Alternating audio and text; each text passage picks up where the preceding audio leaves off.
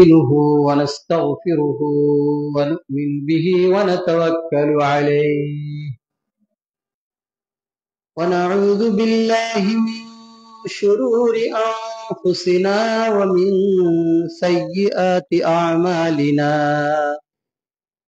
من يهده الله فلا مضل له ومن يضلل فلا هادي له ونشهد أن لا إله إلا الله وحده لا شريك له ونشهد أن محمدا عبده ورسوله أما بعد فإن خير الحديث كتاب الله وخير الهدي هدي محمد صلى الله عليه وسلم وشر الأمور محدثاتها وكل محدثة بدعة وكل بدعة ضلالة وكل ضلالة في النار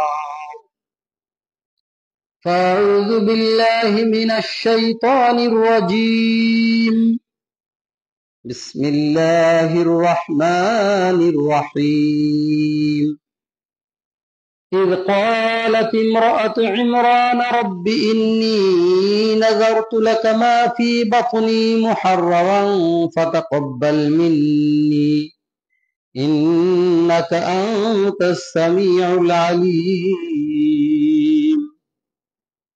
فلما وضعتها قالت رب إني وضعتها أنثى والله أعلم بما وضعت وليس الذكر كالأنثى وإني سميتها مريم وإني أعيذها بك وذريتها من الشيطان الرجيم فتقبلها ربها بقبول حسنا وأنبتها نباتا حسنا وكفلها زكريا كلما دخل عليها زكريا المحراب وجد عندها رزقا قال يا مريم أنى لك هذا قالت هو من عند الله إن الله يرزق من يشاء بغير حساب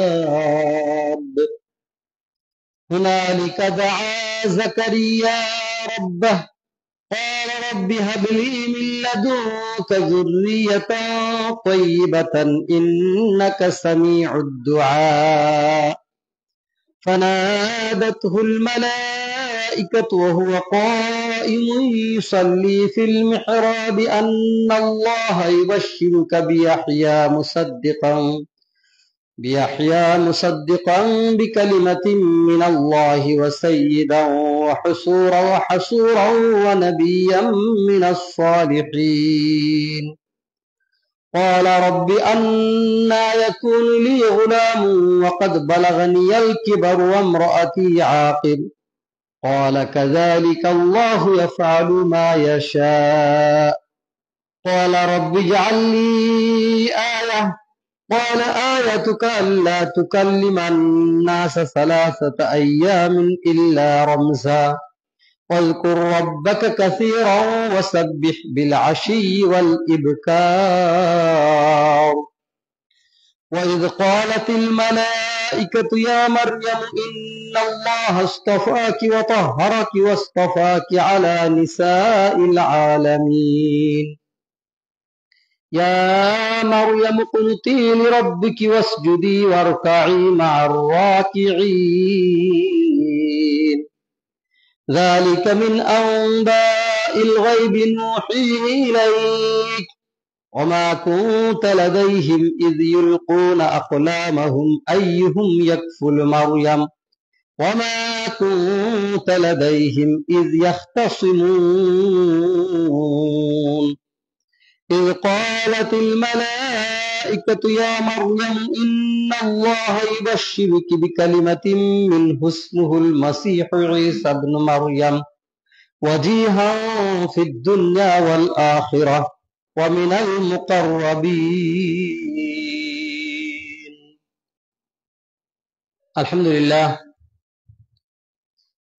প্রশংসা মাত্রই সে মহান রব্বুল আলামিনের জন্য যিনি বিশ্বজাহানের মহান প্রতিপালক রব্বুল আলামিন খালিক মালিক মাবুদ মাওলা যার অপার অনুগ্রহে মেহেরবানিতে বিশেষ দানে আমরা মানব জীবনে মানুষ হিসাবে আত্মপ্রকাশ করার দুর্লভ সুযোগ পেয়েছি।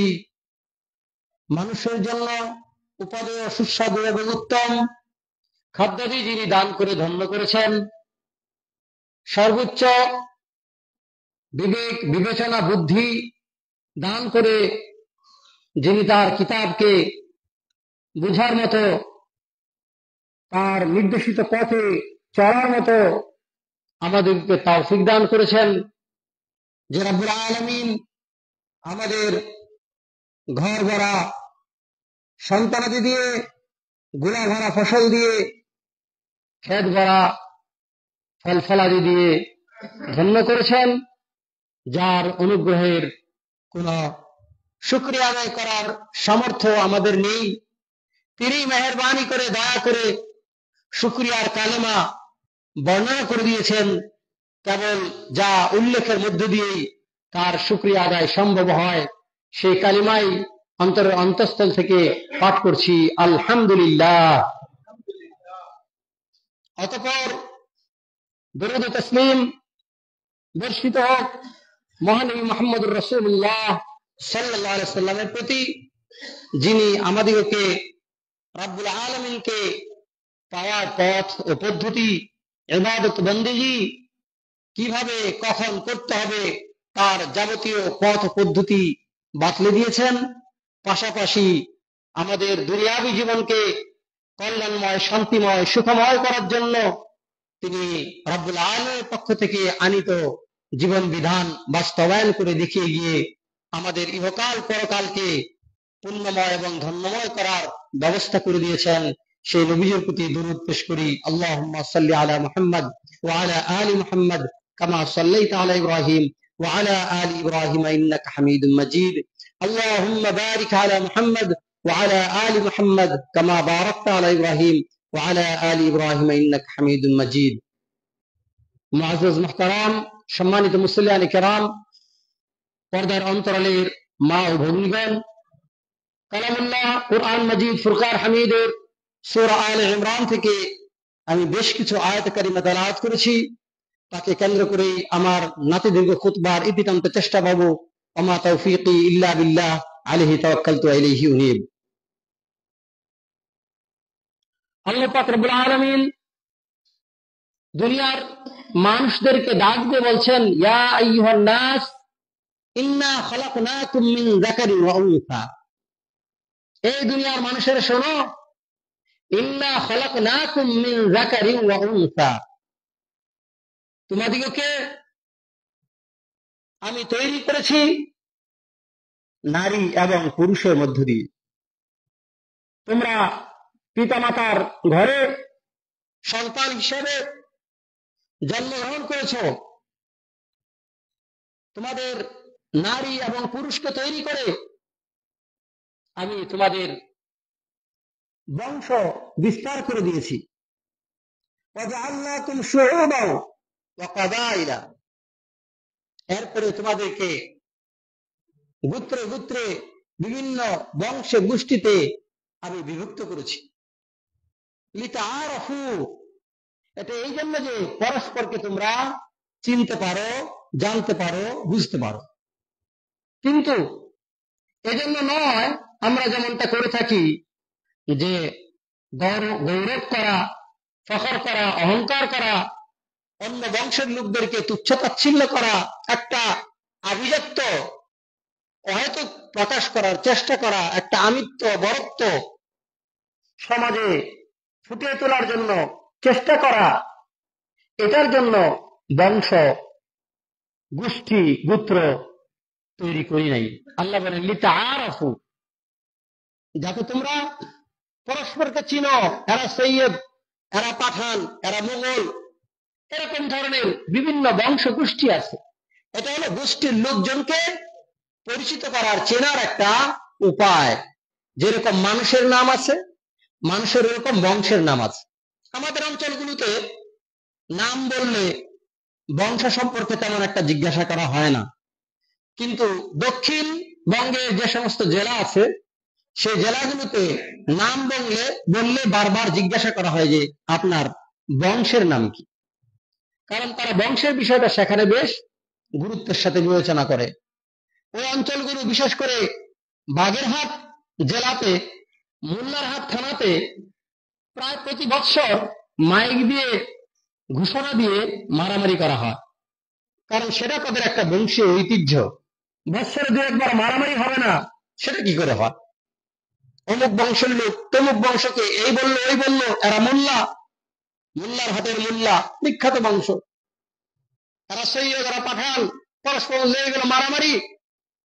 আর মারামারির জন্য তাদের একটা প্রস্তুতিও সবসময় থাকে। সেখানে সুরকি, ঢাল তারা নিজেরা তৈরি করে। কোনো কোনো বাড়ি এমন আছে 200-400 সুরকি সেখানে রেডি করা থাকে, 30-40টা ঢাল সেখানে থাকে। এটা তাদের একটা ঐতিহ্য। এরকম ভাবে দেখা যায় যে মাইক দিয়ে অ্যানাউন্স করে মারামারির আয়োজন করা হয়, কারণ তাদের একটা বংশ গৌরব তার সাথে জড়িত আছে। আমাদেরকে হারিয়ে যাবে, আমাদেরকে আজ এরকম কথা বলে যাবে আর ছেড়ে দিব, এটা হতে পারে না।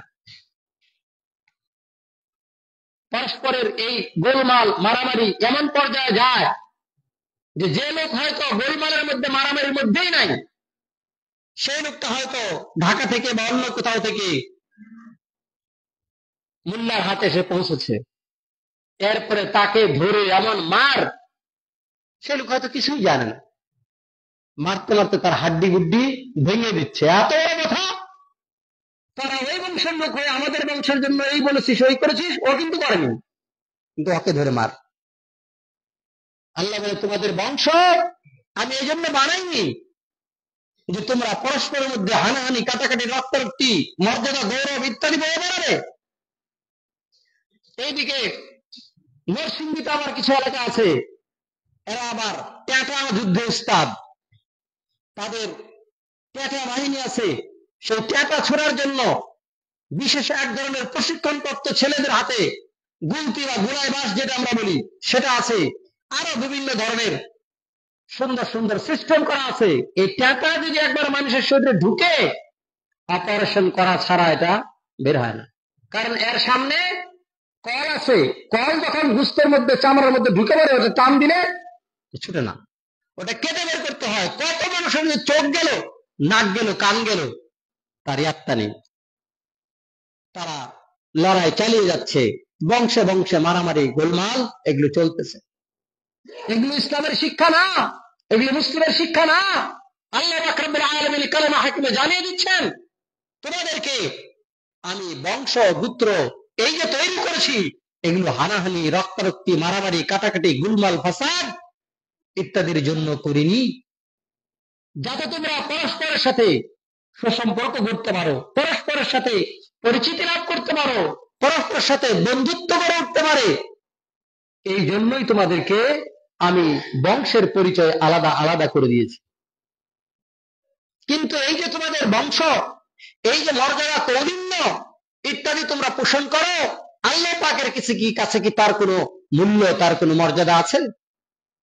আল্লাহ বলেন তার তো কোনো মূল্য আমার কাছে নেই, যে কে কোন বংশের, কে কোন মর্যাদার, এই বিষয়টি আমার কাছে গুরুত্বপূর্ণ নয়। বরং ইন্না আকরামাকুম ইনদাল্লাহি আতকাকুম, তোমাদের মধ্যে সেই ব্যক্তি আল্লাহর নিকটে সবচেয়ে মর্যাদাবান, সবচেয়ে মূল্যবান, সবচেয়ে সফল কাম। ইনদাল্লাহি আতকাকুম, আল্লাহর নিকটে সেই ব্যক্তিটি যে হলো তাকওয়াওয়ালা, মুত্তাকি, পরহেজগার, বেঁচে কুচে চলে, যে ডাক দিলেই দৌড়ায় যায় না, মারামারিতে লাফিয়ে পড়ে না। যা ইচ্ছা তা খায় না, যা ইচ্ছা তা বলে না, মুখে যা আসে তাই বলে না, মাথায় যা আসে তাই করে বসে না। এরা হলো মুত্তাকি, তাকওয়াবান, পরহেজগার। সুতরাং মুসলমানদের বিশেষ বৈশিষ্ট্যের বিষয়ে মুসলমানদেরকে খেয়াল রাখতে হবে। আল্লাহ পাক রব্বুল আলামিন আয়াতে কারিমাতে নারী এবং পুরুষ উভয়ের বিষয়টি সুন্দর করে আলোকপাত করেছেন যে এটা নারী এবং পুরুষ উভয়ের কাছ থেকেই মানুষের জন্ম উৎপত্তি। কারো জন্মের কারণে কেউ কোনো মর্যাদার অধিকারী হবে না। বিদায় হজ্জে আরাফার মাঠে নবীজি বললেন, আজকে থেকে সমস্ত বংশগৌরব কৌলিন্য কথা আমি মাটিতে মিশিয়ে দিলাম। কেউ কারো উপরে বংশের কারণে আধিপত্য বিস্তার করতে পারবে না। নবীজি পরিষ্কার বললেন, আরবের উপরে অনারবের, অনারবের উপরে আরবের কোন কর্তৃত্ব নাই, কোন মর্যাদা নাই। এমনকি তিনি বললেন, সাদার উপরে কালোর, কালো চামড়ার উপরে সাদা চামড়ার কোন মর্যাদা নাই, কোন কৌলিন্য নাই, কোন আধিপত্য নাই। হাদিসটা আমাদের কাছে হয়তো খুব স্বাভাবিক মনে হতে পারে। এর গুরুত্বটা আমরা তখনই উপলব্ধি করতে পারবো যখন আমরা ইউরোপ সফর করব। দেখা যাবে যে ইউরোপরা এত দুনিয়ার সভ্য হিসাবে নিজেদেরকে প্রকাশ করতে চায়, যদিও তাদেরকে আমরাই শিখিয়েছি।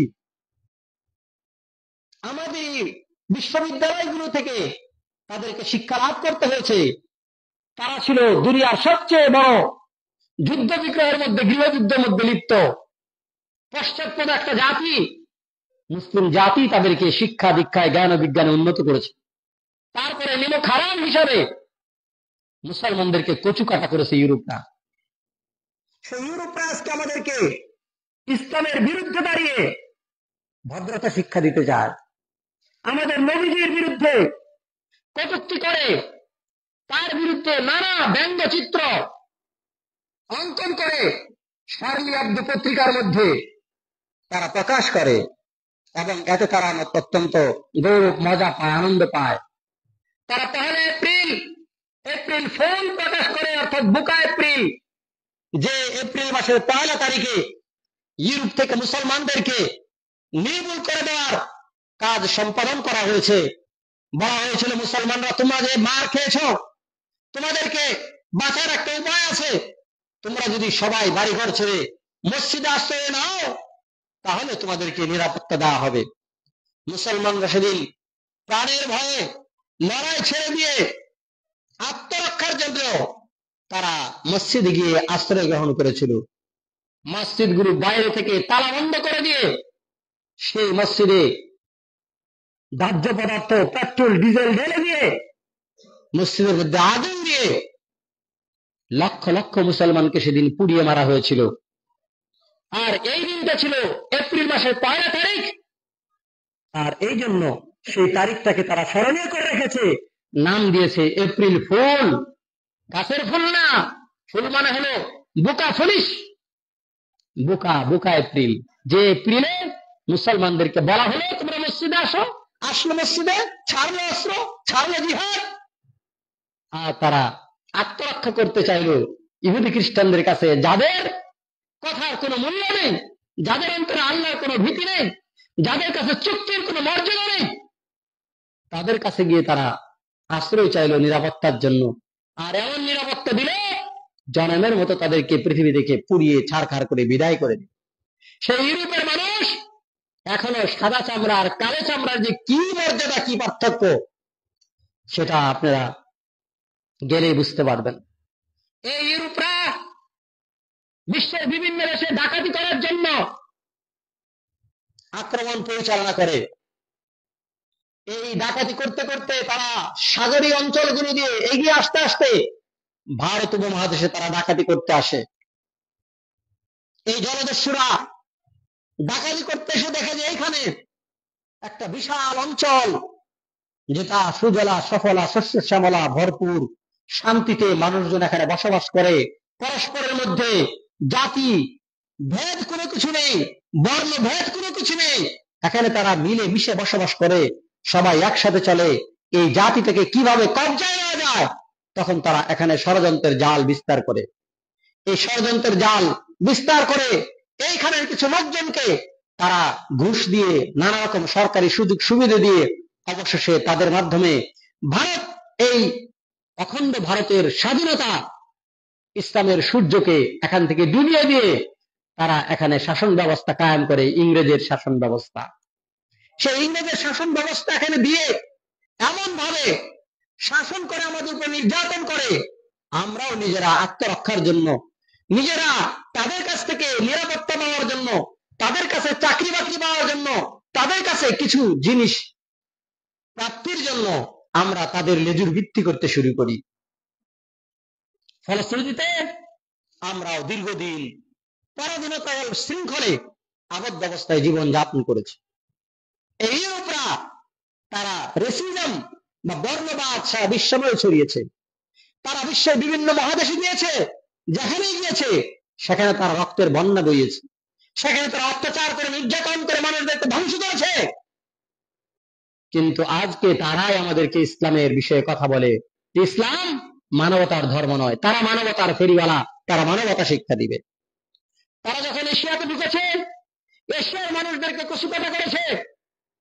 তারা যখন অস্ট্রেলিয়াতে ঢুকেছে, অস্ট্রেলিয়ার আদিবাসীদেরকে তারা নির্মূল করেছে। তারা যখন আমেরিকাতে ঢুকেছে, আমেরিকার আদিবাসীকে শুধু তারা নির্মূলই করেনি, বর্তমান পর্যন্ত রেড ইন্ডিয়ান নামে ইন্ডিয়া সেই আদিবাসী যারা আমেরিকার রয়েছে তাদেরকে এখনো প্রায় বন্দি জীবন যাপন করতে হয়, বংশ পরস্পরায় তাদেরকে বন্দি জীবন যাপন করতে হয়। সম্মানিত উপস্থিতি, ভৌগোলিক এই বিষয়গুলো এখন আলোচনা করতে চাই না। আমি শুধু বলতে চাই যে পৃথিবীতে এখনো মানুষ বর্ণের কারণে নিজেদেরকে অভিজাত মনে করে, গায়ের চামড়া সাদা হওয়ার কারণে নিজেদেরকে অভিজাত মনে করে, যার ফলে নেলসন ম্যান্ডেলার মতো মানুষ জীবনের দীর্ঘ 27টি বছর কারাগারের অভ্যন্তরে পচে পচে বর্ণবাদ বিরোধী আন্দোলন করে জীবন শেষ করতে হলো নেলসন ম্যান্ডেলাকে। শুধু একটা কথা, যে বর্ণের কারণে মানুষের মর্যাদা কোনো পরিবর্তন হতে পারে না।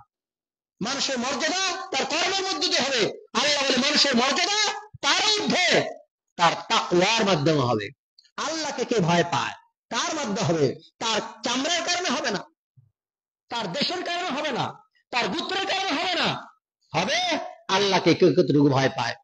যার ফলে দেখা গেল হযরত বেলাল রাদিয়াল্লাহু আনহুর মতো ব্যক্তি, যিনি আফ্রিকার মানুষ, আফ্রিকান হাবশী যাদেরকে বলা হয়, নিগ্রো বলি আমরা, সেই হাবশার, সেই আফ্রিকার মানুষ হযরত বেলাল রাদিয়াল্লাহু আনহু, তিনি ছিলেন সামান্য একজন কৃতদাস, কিনা গোলাম, গরু ছাগল যেমন থাকে। আপনারা কৃতদাস বুঝতে পারবেন না, কারণ কৃতদাস এমন একটা প্রথা ছিল যে প্রথাতে মানুষ কামলা দিত না, মানুষ বিক্রি হয়ে যেত, মানুষকে বাজারে তুলে বিক্রি করা হতো। তাদের গলায় একটা মোটা লোহার বেড়ি লাগানো থাকতো, সেটা ঝালাই করে দেওয়া থাকতো। তাদের দুই পায়ে দুইটা লোহার বলা ঝালাই করে দেওয়া থাকতো। এই লোকগুলো কোথাও যে নিজেরা স্বাধীনভাবে চলাফেরা করবে, ব্যবসা বাণিজ্য করবে, কায় কারবার করবে, এর কোনো উপায় ছিল না। এই লোকদেরকে দাস হিসাবে বাজারে বিক্রি করা হতো, যেমন গরু ছাগল বিক্রি করে। মানুষের একটা বড় ব্যবসা ছিল গরু ছাগলের ব্যবসার মতো, সেটা হলো দাসের ব্যবসা। হযরত বেলাল রাদিয়াল্লাহু আনহু এরকম একজন দাস ছিলেন, সমাজে যার কোনো মূল্য মর্যাদা কিছুই ছিল না। কিন্তু উনি জানতে পারলেন এমন এক মূল্যবান বাণী, যে বাণীতে দুনিয়ার সমস্ত ভেদাভেদকে নির্মূল ধ্বংস করে দিয়ে বলা হয়েছে লা ইলাহা ইল্লাল্লাহ, আল্লাহ ছাড়া আর কোনো ইলাহ নাই, কেবলমাত্র হক মাবুদ আল্লাহ, আল্লাহ ছাড়া আর কোনো মাবুদ নাই, কারো কোনো ইবাদত হবে না। তিনি এই কালেমা বুঝতে পারলেন, এটা হলো স্বাধীনতার কালেমা, এটা হলো মর্যাদার কালেমা, এটা হলো উন্নত জীবনযাপনের কালেমা, ইহকাল পরকাল ধন্য করার কালেমা। হযরত বেলাল রাদিয়াল্লাহু আনহুর যে মুনিব ছিল উমাইয়া বিন খালফ, সে ছিল ইসলামের টপ 10 সেরা 10 দুশমনের একজন। এই উমাইয়া খালফের গোলাম হযরত বেলাল রাদিয়াল্লাহু আনহু, তিনি ইসলাম গ্রহণ করেছেন। আর যায় কোথায়? তেলে বেগুনে জেলে গোলামটাকে নির্মম নির্যাতনে নিষ্পেষিত করলো, কিন্তু গোলামের মুখ থেকে লা ইলাহা ইল্লাল্লাহ কালেমা ছড়াতে পারলো না। ছেলে পেলেদের হাতে ছেড়ে দিল, নির্মম নির্যাতনের জন্য পাথরের আঘাত, লাঠির আঘাত ইত্যাদির পাশাপাশি গলায় দড়ি বেঁধে গরু ছাগলকে যেভাবে হেঁচড়ে টেনে মাঠে নিয়ে যাওয়া হয়, এরকম টেনে হেঁচড়ে মক্কার অলিতে গলিতে মরুময় উত্তপ্ত বালুতে তাকে নিয়ে ফেরানো হলো। বলা হলো, ছাড় তুই মুহাম্মদের কালেমা সাল্লাল্লাহু আলাইহি সাল্লাম। তিনি বললেন, না, আমি এই কালেমা ছাড়তে পারি না। মরুভূমির মধ্যে উত্তপ্ত বালুতে তাকে শুইয়ে দেওয়া হলো। মরুভূমির বালু কত উত্তপ্ত হয় তা আমরা এখানে খুব কমই উপলব্ধি করি, কিন্তু মুরব্বীরা যারা আছেন এই নদীর পাড়ে চরাঞ্চলে যারা চলাফেরা করেছেন, চৈত্র মাসের প্রচন্ড তাপদাহে এমন জায়গায় বালু হয়, সেই বালুর উপর দিয়ে খালি পেয়ে হাঁটা দায়, খালি পায়ে যাওয়া যায় না। তাহলে আমাদের এই নাতিশীতোষ্ণ অঞ্চল, যেটা না শীত না গরম, এই অঞ্চলের বালু যদি উত্তপ্ত এত হয় যে আমাদের পা সহ্য হয় না, তাহলে মরুভূমির বালুর উত্তাপ কত হয়। সেই বালুতে খালি গায়ে পিঠের চামড়া দিলে বেগুন ভাজির মতো পুড়ে যায়। সেই বালুর উপরে হযরত বেলাল রাদিয়াল্লাহু আনহুকে শুয়ে দিয়ে বুকে বড় পাথর চাপা দিয়ে বলা হলো, ভুলে যা লা ইলাহা ইল্লাল্লাহ কালেমা। বেলাল বললেন, না, আমি এই কালেমা ছাড়তে পারি না। একটা জ্বলন্ত লাকড়ি হযরত বেলাল রাদিয়াল্লাহু আনহুর মুখের মধ্যে ঢুকিয়ে দেওয়া হলো। সাথে সাথে বেলাল রাদিয়াল্লাহু আনহুর মুখ, ঠোঁট, জিহ্বা পুড়ে গেল। এবার আর তিনি পড়তে পারেন না লা ইলাহা ইল্লাল্লাহ। তিনি শুধু বলছেন আহাদ আহাদ আহাদ, সে একক আল্লাহ, আল্লাহর সাথে আমি কোনো কিছুকে শরীক করি না। ভাইরে ভাই, এই 3 ঘন্টার ব্যবধানে রিয়াদ থেকে ঢাকা, এখানে আপনি আছেন। এই 6000 কিলোমিটার ব্যবধানে ভারত মহাসাগর পাড়ি দিয়ে এখানে ইসলাম এত সহজে আসেনি। এখানে যাদের কুরবানিতে ত্যাগের মাধ্যমে ইসলাম আসছে, আমরা তাদের ত্যাগের কথা ভুলে গিয়েছি, তাদের ত্যাগের অমর্যাদা করছি, অবজ্ঞা করছি। আজকে জন্মগতভাবে আমরা মুসলিম হওয়ার ফলে আমাদের মাঝে আর সেই স্পিরিট নাই যে কি কষ্টে না আমরা ইসলাম পেয়েছি। সম্মানিত উপস্থিতি, বেশ ডজন ডজন সাহাবী এই ভারতে ইসলাম প্রচার করার জন্য শহীদ হয়েছেন। সাহাবী হযরত ওমর রাদিয়াল্লাহু আনহুর সময় এই ভারত ইসলামের জন্য অভিযান করা হয়েছে। এখানে অভিযানে সাকসেসফুল হয়নি, সাহাবীগণ শহীদ হয়েছেন এই ভারতের মাটিতে মানুষদেরকে মুসলমান বানানোর জন্য, ইসলামের আগমনের জন্য। এরপরে দফায় দফায় এই ভারতে ইসলামের কার্যক্রম উদ্দিন করার জন্য চেষ্টা করা হয়েছে। ব্রাহ্মণ্যবাদী সমাজ কোনদিন মুসলমানদেরকে এই ভারতে জায়গা দেয়নি। যারা মুরব্বী তারাই জানেন, আমরা এমন এক জাতির সাথে বসবাস করেছি, উঠা বসা করেছি, আমাদের পড়শি হিসাবে তাদেরকে বরণ করেছি, যাদের বারান্দায় উঠাও আমাদের জন্য নিষেধ ছিল। যাদের বারান্দায় উঠলে তাদের বারান্দা নাপাক হয়ে যেত, আমরা এত অপদার্থ। কি বর্ণবাদ! তাদের কুয়াতে পানি খেলে কুয়া অপবিত্র হয়ে যেত, সেটা গোমূত্র, গোবর ইত্যাদি ওটাকে আবার পবিত্র করতে হতো। আমি যখন শহীদ জিয়াউর রহমান কলেজের ছাত্র, তখন আমি এক স্যারের কাছে প্রাইভেট পড়তাম, গণিতের উপরে, ইলেকট্রিক ম্যাথে, হায়ার ম্যাথে। তখন ওই স্যার তার রুমের চাবিটা আমাদের হাতে দিতেন, উপরে থেকে ফেলে দিতেন যাতে তার হাত আমাদের হাতের সাথে স্পর্শ না হয়। কারণ আমরা হলাম ম্লেচ্ছ, অপান্তনীয়, অপান্তীয় একদম, আমরা অপবিত্র। কি ধারণা, কি কল্পনা! আমরা 5 বার ওযু করি, নামাজ পড়ি, পবিত্র করে গোসল করি, আমরা হলাম অপবিত্র। আমাদের হাতের সাথে তার স্পর্শ লাগা যাবে না। আধা হাত উপরে থেকে চাবি আমাদের হাতের উপর ফেলে দিত। কি চিন্তা, কি ধারণা, কি ধারণা, কি নোংরামি নিয়ে বড় হয়েছে মানুষ, বড় হয়েছে আমাদের প্রতিবেশীরা। আজও সভ্যতা আমরা শেখাতে পারিনি, যদিও কিছুটা শিখিয়েছি। আমরা এদেশে কাপড় পরতে শিখিয়েছি, আমরা এদেশে লুঙ্গি পরতে শিখিয়েছি, পাঞ্জাবি পরতে শিখিয়েছি। ওই ল্যাংটা ধুতি বাজারের কাপড়ের মতো কাপড় পরা থেকে আমরাই ভদ্র শান্ত টুপি, পাঞ্জাবি, পায়জামা আমরাই পরতে শিখিয়েছি, আমরাই পূত পবিত্রতা শিখিয়েছি। কিন্তু বহু ত্যাগের বিনিময়ে, সম্মানিত উপস্থিতি, আমরা আজকে সেই সমস্ত বিষয় ভুলে গিয়েছি। আমার প্রসঙ্গ এটা নয়, কিন্তু দুঃখের সাথে বলতে হয় মুসলমানরা আজকে আমরা নিজেদের সেই পূর্বপুরুষদের ত্যাগ প্রতীক্ষা আমরা ভুলে গিয়েছি।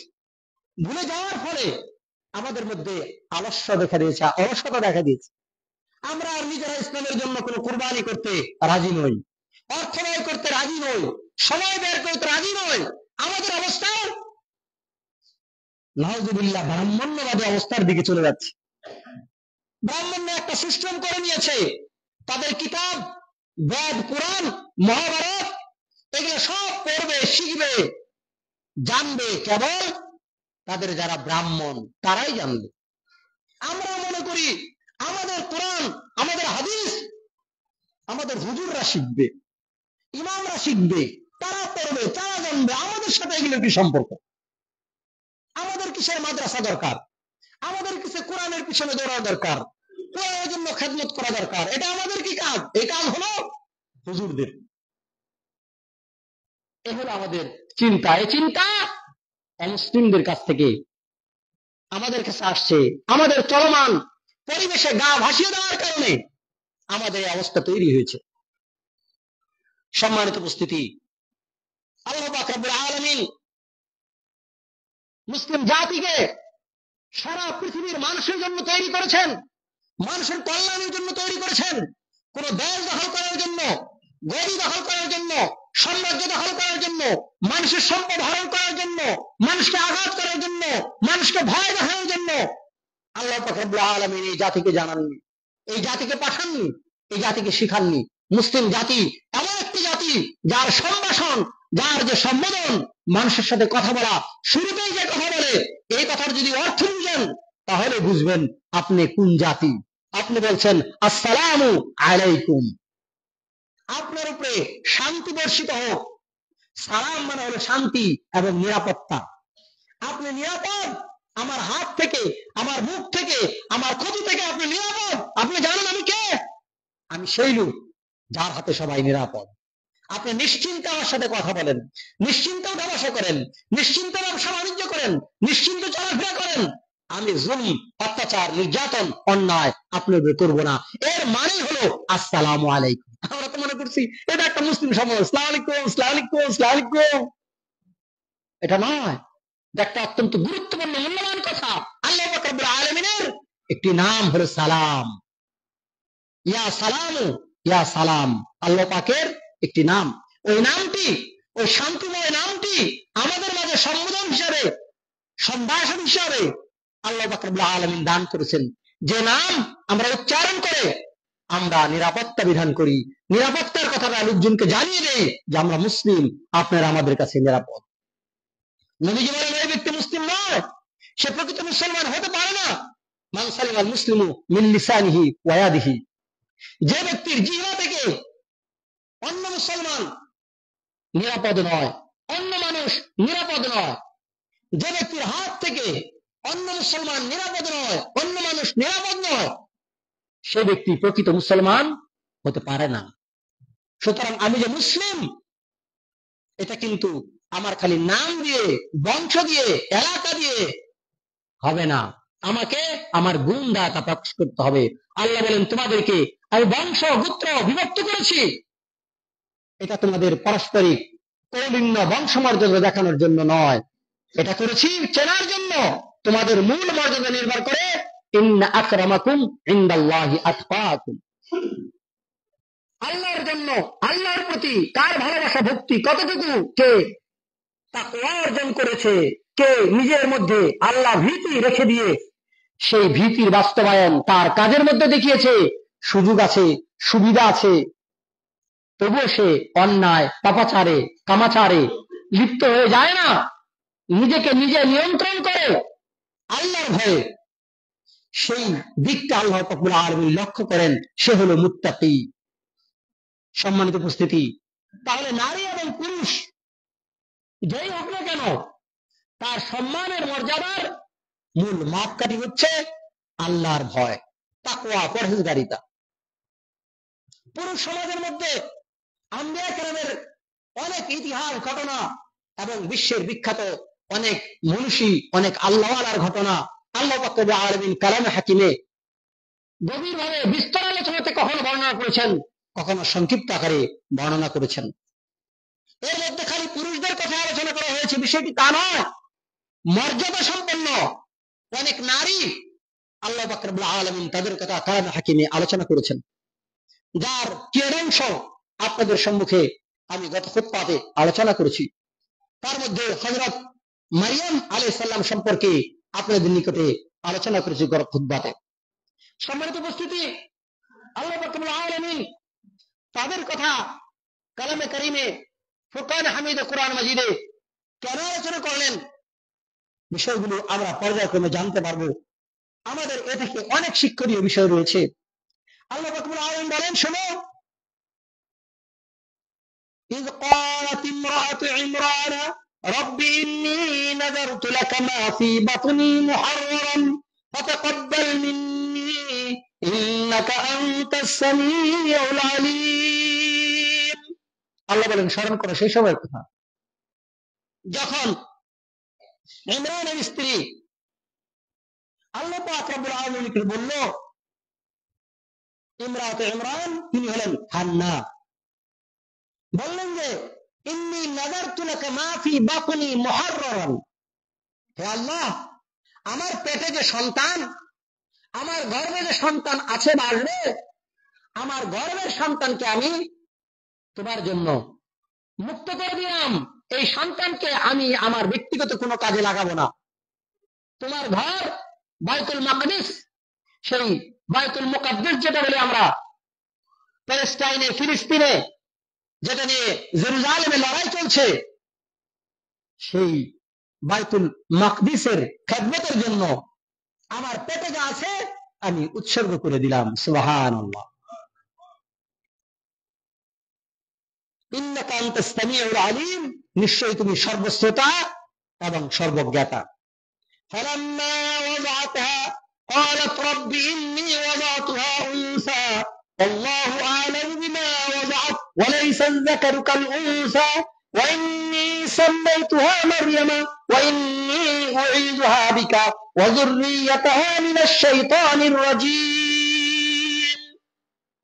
الله বলেন,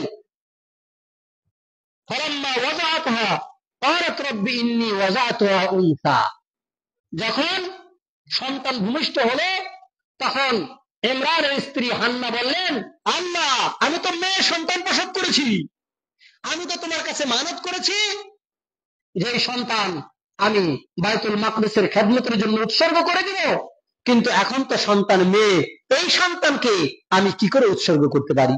কারণ মেয়ে মানুষ কি করে মসজিদের খাদেম হবে, কোথায় থাকবে, কি অবস্থায় চলবে, আমি কি করে উৎসর্গ করব? মা বোনরা আমার, চিন্তা করেন, সন্তান জন্মের আগে হান্নার যে মনের আবেগটা, তার যে চেতনাটা, সেটা কি ছিল যে আমার সন্তান জন্মগ্রহণ করলে আমি ডাক্তার, ইঞ্জিনিয়ার, ব্যারিস্টার, ম্যাজিস্ট্রেট ইত্যাদি বানাবো?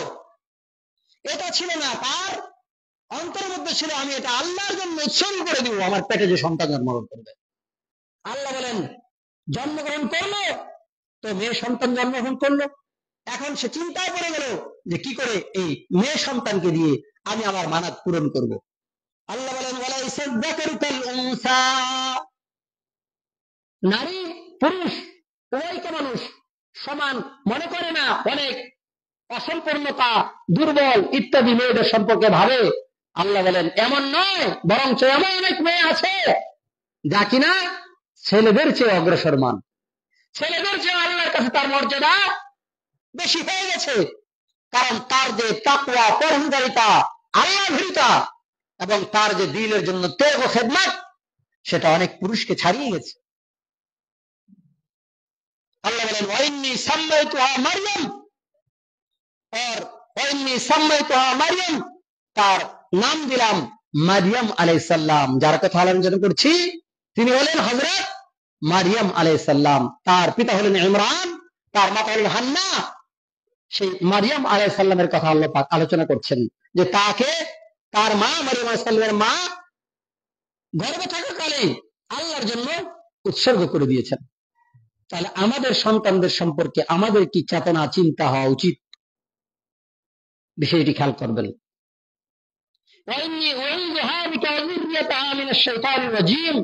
তিনি বলছেন আমি বিতাড়িত শয়তান থেকে আল্লাহ পাকের নিকটে তার জন্য আশ্রয় যাচ্ছি। শয়তানের কোন রকম কুমন্ত্রণা, শয়তানের কোন রকম ক্ষয়ক্ষতি সন্তানের উপর পতিত হতে না পারে, আমি এই জন্য আল্লাহ পাকের নিকটে এই সন্তানের জন্য আশ্রয় চাচ্ছি শয়তান থেকে। তাহলে প্রত্যেক পিতামাতার কিন্তু এটা দায়িত্ব। পিতামাতা যারা হচ্ছেন সেটা আপনাদের কিছু বিশেষ দায়িত্ব গুরুত্ব রয়েছে। যুবকরা যারা বিবাহ করেছে, যারা বিবাহ করবে, তারা শুনে রাখো এটা একটি দিনী দায়িত্ব, বৈষয়িক একটি বন্ধন, সামাজিক একটি বন্ধন। বিবাহ শুধু নয়, এটার গুরুত্ব ইসলামে অনেক বড়। এই বিবাহের মধ্য দিয়ে পরবর্তীতে নতুন প্রজন্ম তৈরি হবে এবং নতুন প্রজন্ম পরবর্তী বিশ্বের নেতৃত্ব দিবে, পরবর্তী সমাজের নেতৃত্ব দিবে, পরবর্তী সমাজকে পরিচালনা করবে। সুতরাং পিতামাতা তাদের সন্তানকে অবলীলায় পেয়ে গেল, অজ্ঞাতসারে হঠাৎ পেয়ে গেল, হঠাৎ একদিন জানতে পারলো আরে তোমার পেটে বাচ্চা, বয়স 6 মাস, জানলাম না কোনো কিছু। এমন বাবা না, সে আগেই জানে, প্রি প্ল্যান্ড বাবা। আগে থেকে বাবা মাকে পরিকল্পনা থাকবে, তাদের ঘরে সুন্দর শিশু জন্মগ্রহণ করবে, যে শিশু ভবিষ্যতের নাগরিক হবে, ইসলামের নেতৃত্ব দিবে, সমাজের নেতৃত্ব দিবে, আল্লাহর জন্য উৎসর্গিত হবে। সেই সন্তান তৈরি করার বিষয়ে শুরু থেকেই তাদের কাজ করতে হবে। মানুষকে বলে দেওয়ার প্রয়োজন পড়ে না। তারপরেও আমাদের সমাজ এখনো অনেকাংশে নারীদেরকে মা হিসেবে গড়ে তোলার বিষয়ে তাদের চিন্তা খুবই কম। বিয়ে করে নিয়ে আসছে একটা মেয়ে, আমার টার্গেটই হলো মশনটা তো তাকে দিয়ে করতে হবে, বাড়ির গরুগুলো তাকে দিয়ে পালতে হবে, বাড়ির আঙিনা ঝাড় দেওয়া কাজবাজগুলো তাকে দিয়ে করতে হবে। বেশ ভালোই হলো, এখন শাশুড়িটা একটু সুস্থ নিঃশ্বাস ছেড়ে জীবন যাপন করতে পারবে। এতদিন হেসেল ঠেলে ঠেলে সংসার টেনে টেনে জীবনটা অনেক পার হয়ে গেছে, এখন বউয়ের কাছে সব ছেড়ে দিতে পারবে। এমন টার্গেটে বিবাহ নয়। বিবাহের যে মহৎ মৌলিক উদ্দেশ্য রয়েছে, সুষ্ঠু সুন্দর ইসলামী নাগরিক প্রাপ্তির জন্য, সেই বিষয়টাকে বিশেষভাবে খেয়ালে রাখতে হবে। তাই মেয়েদের স্বাস্থ্য, মেয়েদের শিক্ষা, মেয়েদের পরিষ্কার পরিচ্ছন্নতা, পবিত্রতা, হাইজেনিক বিষয়গুলো মেয়েদেরকে শিক্ষা দিতে হবে। এবং এই বিষয়গুলো সংসারের বড় ভাই, পিতা থাকলে পিতা, মাতা, সবাইকে এই বিষয়গুলো খেয়াল রাখতে হবে। আমাদের মেয়েদের অধিকাংশ তারা এনিমিয়াতে ভুগে, রক্ত স্বল্পতায় ভুগে, কেননা তাদের সব সময় খাদ্যের মধ্যে ত্রুটি থাকে। এমনিতেই তাদের বয়ঃসন্ধির পরে থেকে দেখা যায় যে তাদের শরীর থেকে রক্ত ঝরে যায়, হিমোগ্লোবিন কমে যায়, এরপরে আবার খাদ্য ঘাটতি তৈরি হয়। খাদ্যের ঘাটতি এ কারণে তৈরি হয় না অনেক পরিবারে, যে পরিবারে খাদ্য কমতি আছে, বরং পরিবারের মধ্যে নীতি তৈরি করা হয়েছে যে সবাই যখন খেয়ে শেষ করবে তখন বৌজিরা খাবে, মেয়ে বেটিরা খাবে, পাতলে কিছু থাকলে খাবে, না থাকলে না খাবে। এটা ইসলামী পরিবেশ না। রাসূলুল্লাহ সাল্লাল্লাহু আলাইহি ওয়াসাল্লামকে বলা হয়, ইয়া রাসূলুল্লাহ, আমরা তো খেয়ে দিয়ে তৃপ্তি পাই না। নবীজি বললেন, তোমরা একত্রে বসে খাও, একসাথে সবাই খাও, একসাথে খাবেন। খানার যতটুকু অংশ আছে সবাই ভাগাভাগি করে নেবেন। সদস্য 4 জন, দিন 2টা অর্ধেক করে পাবে, আধা আধি ভাগ করে খাবেন। একদিনে 2টা মেরে দিয়ে চলে যাবে, পরে এসে পাবে না, মেয়েরা খাবে না, এমনটা হতে পারে না। আর স্বামী এবং স্ত্রীর মধ্যে তাদের যে পারস্পরিক সম্পর্ক, সৌহার্দ্য, যে দায়িত্ব, সে বিষয়গুলি তো আরো বেশি গুরুত্ব পায়। মা আয়েশা সিদ্দিকা রাদিয়াল্লাহু আনহা বলেন যে রাসূলুল্লাহ সাল্লাল্লাহু আলাইহি ওয়াসাল্লাম গোশতের যে জায়গাতে কামড় দিতেন, রাসূল সাল্লাল্লাহু আলাইহি ওয়াসাল্লামের দাঁতের যে চিহ্ন যে জায়গায় থাকতো, আমি ওই জায়গাতে কামড় দিয়ে সেখান থেকে বুঝতে পেতাম। সুবহানাল্লাহি ওয়া বিহামদিহি। রাসূলুল্লাহ সাল্লাল্লাহু আলাইহি ওয়াসাল্লাম গ্লাসের যে জায়গাতে মুখটি লাগিয়ে তিনি পানি পান করতেন, আমি সেই জায়গাতে মুখ লাগিয়ে পানি পান করতাম। তাদের মধ্যে কি আত্মিক সম্পর্ক, কি মধুর সম্পর্ক! আয়েশা সিদ্দিকা রাদিয়াল্লাহু আনহা বলেন যে আমি সমস্ত আমার সতীনদের মধ্যে আমার নবীজির যে অন্যান্য স্ত্রী আছে তাদের মধ্যে আমি বিশেষ সৌভাগ্যশালী যে ইন্তেকালের পূর্বে রাসূল সাল্লাল্লাহু আলাইহি ওয়াসাল্লামের 2টি জিনিস আমার এখানে ঘটেছে। একটা হলো নবীজি আমারই কোলে শুয়ে তিনি ইন্তেকাল করেছেন। আর তার ইন্তেকালের পূর্ব মুহূর্তে আমার লালা এবং নবীজির লালা একত্রিত হয়েছে। আয়েশা সিদ্দিকা রাদিয়াল্লাহু আনহা ভাই আব্দুর রহমান আসলেন, নবীজি অত্যন্ত কঠিন রোগে আক্রান্ত অবস্থায় শুয়ে আছেন।